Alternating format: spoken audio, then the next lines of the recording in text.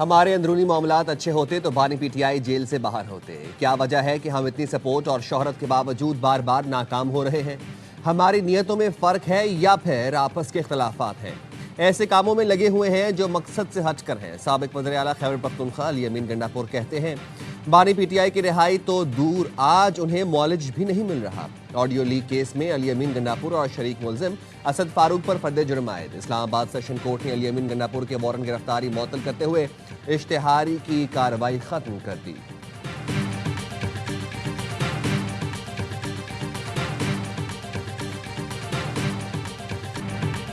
کوئی پارٹی رہنما نہیں کہہ رہا کہ ہم بانی پی ٹی آئی کے علاج میں رکاوٹ ہیں. یہ باتیں محسن نقوی اور تارڑ صاحب کر رہے ہیں. علیمہ خانم کہتی ہیں اگر پارٹی رہنما بانی پی ٹی آئی کے لیے لڑنا نہیں چاہتے تو سائڈ پر ہو جائیں. جو پارٹی رہنما بانی کو کچھ نہیں کہہ سکتے وہ ان کی فیملی کو نشانہ بنا رہے ہیں. علی امین گنڈاپور کے استعفے کا پیغام بانی نے ہمارے ہاتھ نہیں بھیجا، میڈیا سے کہا تھا. جب یہ ہمیں کچھ کہتے ہیں تو اصل میں انہیں غصہ بانی پر ہے. شاندانہ گلزار کی باتوں سے فرق نہیں پڑتا. اپنے بھائی کے لیے لڑائی جاری رکھیں گے. علاج کے لیے پارٹی نے تعاون کیا تو ہاتھ جوڑ کر شکر ادا کریں گے.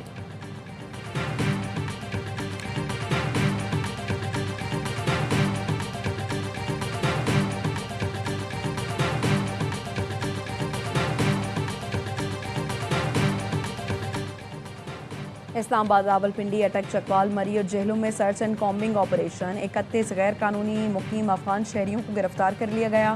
اسلام آباد میں آپریشن کے دوران 12 بور کی 233 بور کی 2 رائفلیں، 30 بور کا پستول، 1 خنجر اور 107 گرام منشیات برآمد کی گئیں. پولیس حکام کے مطابق غیر رجسٹرڈ افغان شہریوں کے خلاف کارروائی بلا امتیاز جاری رہے گی.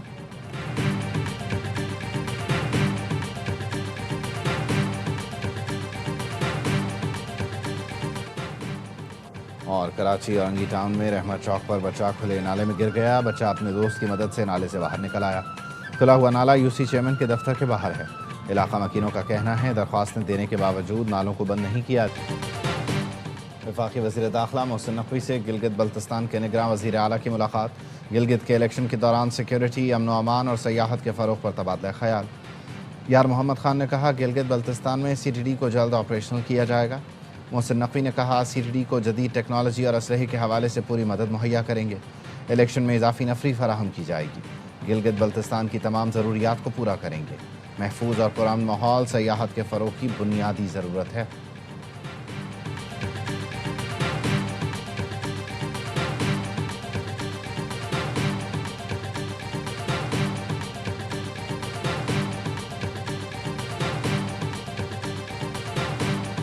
T20 ورلڈ کپ کا سپر 8 مرحلہ آج سے شروع ہوگا. پاکستان اور نیوزی لینڈ مد مقابل آئیں گے. میچ شام 6:30 بجے شروع ہوگا. کولمبو میں گزشتہ روز بارش کی وجہ سے پریکٹس سیشن منسوخ. آج دوپہر 1 بجے کے بعد ہلکی بارش کی پیشگوئی. شری لنکن محکمہ موسمیات کا کہنا ہے پاکستان اور نیوزی لینڈ کا میچ متاثر نہیں ہوگا. T20 ورلڈ کپ کے ہیڈ ٹو ہیڈ مقابلوں میں پاکستان کو نیوزی لینڈ پر برتری. امریکی سپریم کورٹ کے فیصلے کے بعد صدر ٹرمپ کا نیا اقدام. تمام ممالک پر 10% ٹیرف عائد کر دیا. صدر ٹرمپ نے ٹیرف سے متعلق ایگزیکٹو آرڈر پر دستخط کر دیے. امریکی وزیر خزانہ اسکاٹ بیسنٹ کہتے ہیں عدالت نے امریکی صدر ڈونلڈ ٹرمپ کا اختیار چھین لیا. تمام ممالک کے لیے ایک ہی ٹیرف کی سطح پر واپس جائیں گے. طریقہ مختلف ہوگا. امریکی ٹی وی کو انٹرویو میں کہا تمام ممالک سے معاہدوں کی پاسداری اور آگے بڑھنے کی اپیل کرتے ہیں.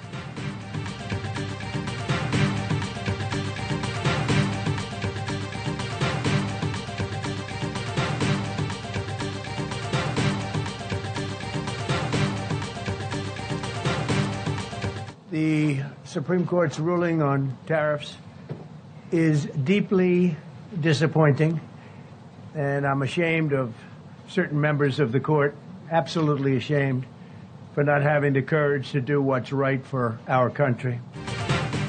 امریکی صدر ڈونلڈ ٹرمپ سپریم کورٹ پر برہم.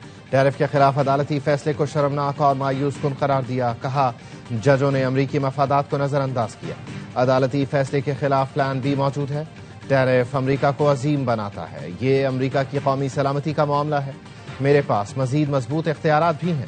فیصلے پر وہ ملک بہت خوش ہیں جو برسوں سے امریکہ کو لوٹ رہے ہیں. امریکی سپریم کورٹ نے ٹرمپ ٹیرف کو کالعدم قرار دے دیا تھا. فیصلے میں کہا غیر ملکی تجارتی شراکت داروں پر ٹیرف غیر قانونی ہے. ٹرمپ نے اختیارات سے تجاوز کیا. عدالتی فیصلے کے بعد امریکی اسٹاک مارکیٹ میں تیزی. وال اسٹریٹ پر کاروبار مثبت زون میں بند ہوا.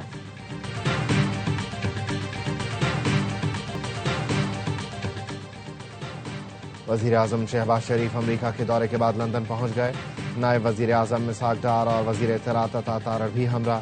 وزیر اعظم خصوصی طیارے کے ذریعے لندن کے لوٹن ایئرپورٹ پہنچے. وزیر اعظم نے امریکہ میں غزہ بورڈ آف پیس کے پہلے اجلاس میں شرکت کی.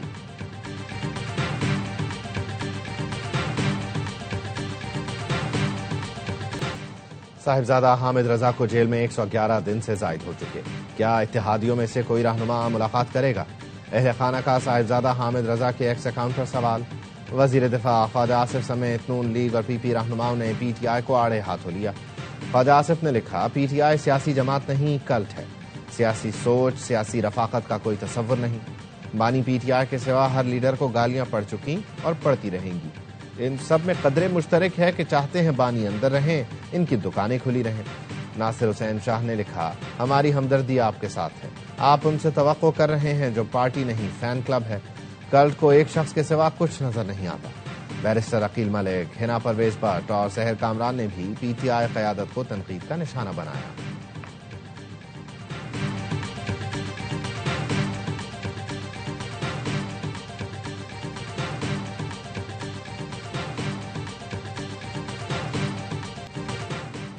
پیپلز پارٹی نے گورنر سندھ کی تبدیلی کا مطالبہ کر دیا.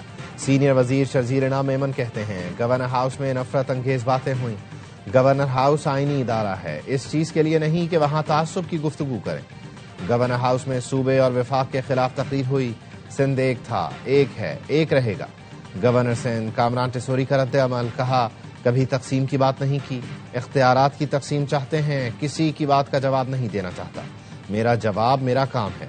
گورنر ہاؤس میں قومیت نہیں پوچھی جاتی. صوبے میں کسی قومیت کے ساتھ ظلم ہوگا تو میں اور یہ ہاؤس آواز اٹھائے گا.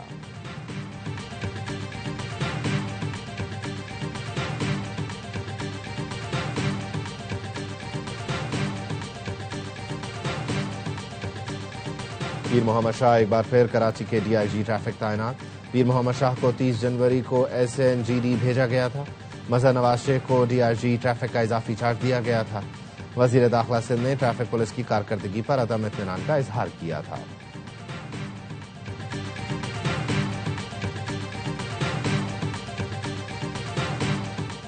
امریکہ نے ایران سے یورینیم افزودگی مکمل طور پر روکنے کی درخواست نہیں کی. ایرانی وزیر خارجہ عباس عراقچی کہتے ہیں، ابھی ہم اس مسئلے پر بات کر رہے ہیں کہ ایران کا جوہری پروگرام بشمول افزودگی پرامن ہے اور پرامن رہے گا.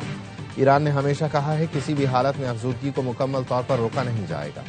سینئر ایرانی سفارتکار کا کہنا ہے، فریقین کے درمیان مذاکرات کا اگلا مرحلہ 2 سے 3 دنوں میں متوقع ہے، جس میں واشنگٹن کو ممکنہ معاہدے کا مسودہ پیش کیا جائے گا.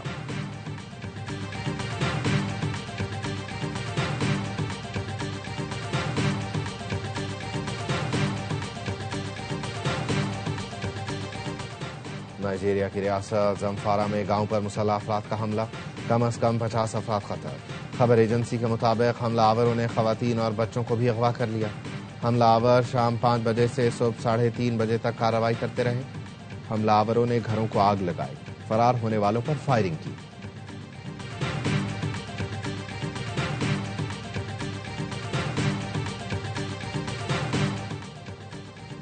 کراچی اورنگی ٹاؤن میں دودھ کی 2 دکانوں میں ڈکیتی، 3 موٹر سائیکلوں پر سوار 6 ملزمان 17 لاکھ روپے لوٹ کر فرار. متاثرہ دکانداروں نے مقدمہ درج کرا دیا.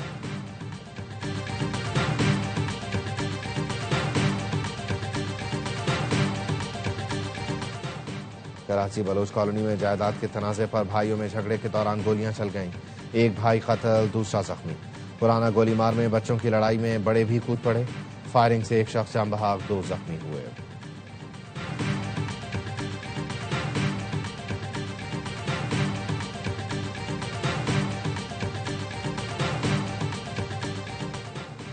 کراچی میں رات گئے مبینہ پولیس مقابلے، 4 ملزمان گرفتار. اسٹیل ٹاؤن کے قریب ملیر پولیس کے ساتھ مقابلے میں زخمی ملزم صادق افغانی اور شوٹر گرفتار. ملزم متعدد سنگین جرائم میں مطلوب تھا.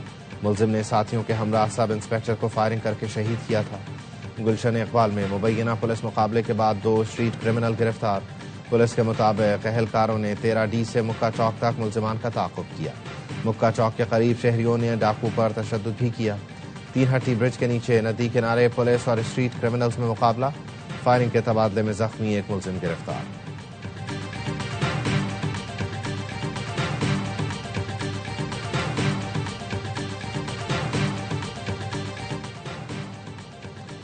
سجاول میں کراچی پولیس کے موبائل سے منشیات پکڑی گئی. عینی شاہدین کے مطابق موبائل میں شراب اور گٹکا موجود تھا.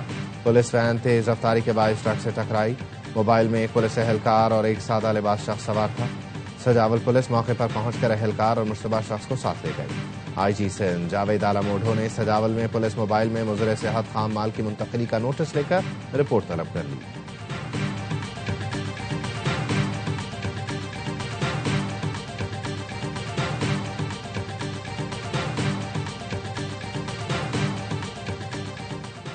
اینٹی نارکوٹکس فورس کی اسلام آباد اور راولپنڈی میں کارروائی. طلبہ کو کوکین اور آئس فراہم کرنے والا نائجیرین منشیات نیٹ ورک پکڑا گیا. غیر ملکی منشیات نیٹ ورک کے سرغنہ سمیت 2 کارندے گرفتار. مزید افراد کی تلاش کے لیے تحقیقات جاری.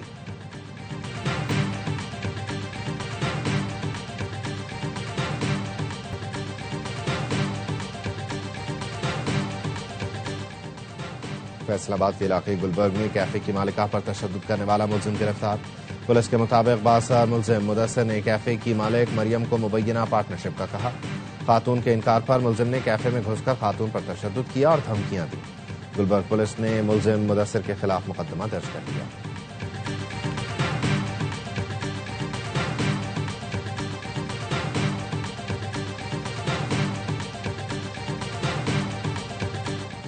خیبر پختونخوا حکومت نے صوبے میں غیر قانونی سونے کی کان کنی پر پابندی عائد کر دی. سوابی، سوات، نوشہرہ، کوہاٹ، کرک میں سونے کی غیر قانونی کان کنی پر دفعہ 144 نافذ. محکمہ داخلہ کے اعلامیے کے مطابق دریائے سندھ، دریائے کابل کے کناروں پر مائننگ پر 60 روز کے لیے پابندی ہوگی. ضلعی انتظامیہ اور پولیس کو فوری عمل درآمد کی ہدایت. غیر قانونی کان کنی میں ملوث عناصر کا سامان ضبط کیا جائے گا.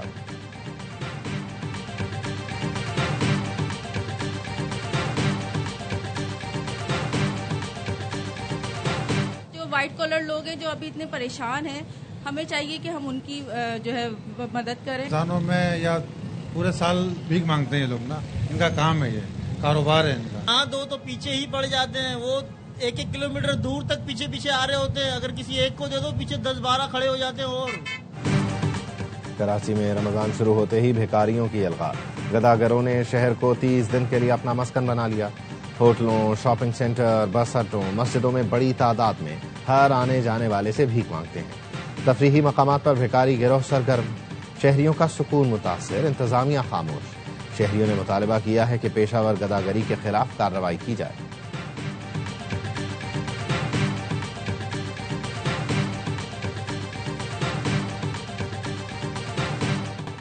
رمضان کی تیسری سحری کے لیے بھی ملک بھر کے فوڈ پوائنٹس پر غیر معمولی گہما گہمی. کراچی، لاہور، فیصل آباد، راولپنڈی، کوئٹہ میں ریسٹورانٹس اور ہوٹلوں پر شہریوں کا رش رہا. شہریوں نے پائے، انڈا چنے، انڈا پراٹھا، کباب اور حلوہ پوری سے سحری کی.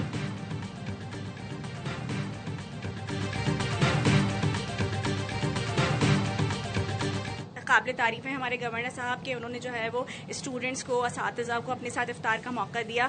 یہ وید گورنر ہاؤس ہے پورے پاکستان کا، یہاں پہ اس طرح کا انتظام کیا گیا ہے. کامران ڈسوری صاحب نے یہاں پہ کر کے دکھایا اپنے عوام کے لیے، لوگوں کے لیے. گورنر ہاؤس کراچی میں امید رمضان دسترخوان پر دوسرے روز بھی شہریوں کی شرکت. چینی کانسل جنرل اور کراچی پریس کلب کی منتخب باڈی کے ارکان بنے دسترخوان کے مہمان. تقریب کے اختتام پر شہریوں میں تحائف بھی تقسیم کیے گئے. گورنر کامران ٹسوری نے پہلا روزہ رکھنے والے بچوں کو عیدی دی.